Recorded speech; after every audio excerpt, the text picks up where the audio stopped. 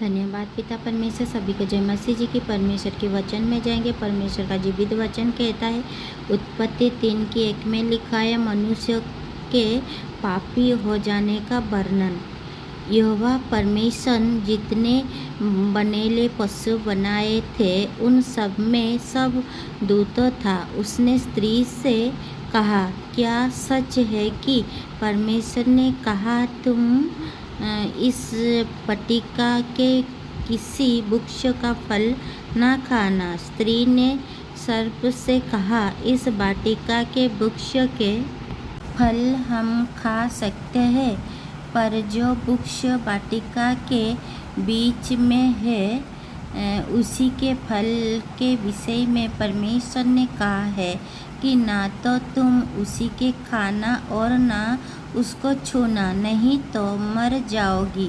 तब सर्प ने स्त्री से कहा, तुम निश्चय न मरेगी, वरन परमेश्वर आप जानता है कि जिस दिन तुम उसका फल खाओगे उसी दिन तुम्हारी आँखें खुल जाएगी। ये आमीन, हालेलुया। और तुम भले बुरे का ज्ञान पाकर परमेश्वर के तुल्य हो जाओगे।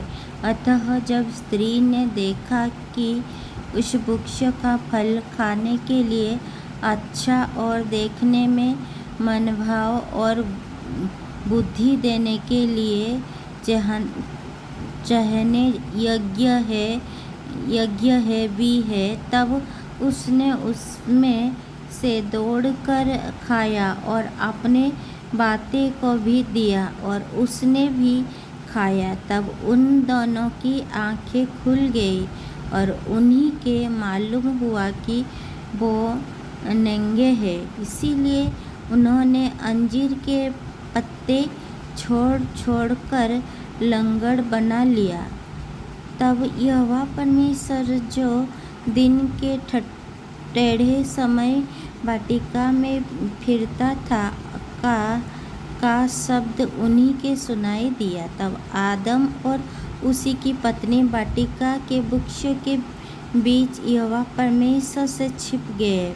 तब यहोवा परमेश्वर ने पुकार कर आदम से पूछा, तू कहाँ है? उसने कहा, मैं तेरा शब्द बारी में सुनकर डर गया, क्योंकि मैं नंगा था इसीलिए छिप गया। उसने कहा, किसने तुझे बताया कि तू नंगा है?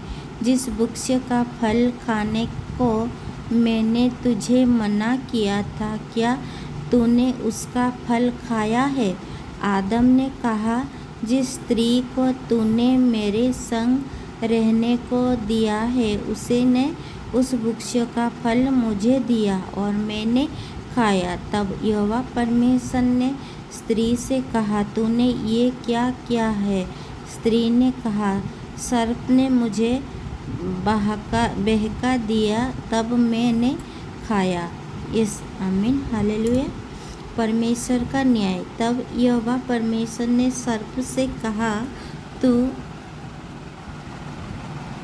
तूने जो ये किया है इसीलिए तू सब घरेलू पशु और सब बनेलू पशु से अधिक श्रापित है। तू बेटे के फल चला करेगा और जीवन भर मिट्टी चाटता रहेगा। और मैं तेरे और इस स्त्री के बीच में और मेरे वंश और इसी के वंश के बीच में बैर उत्पन्न करूँगा।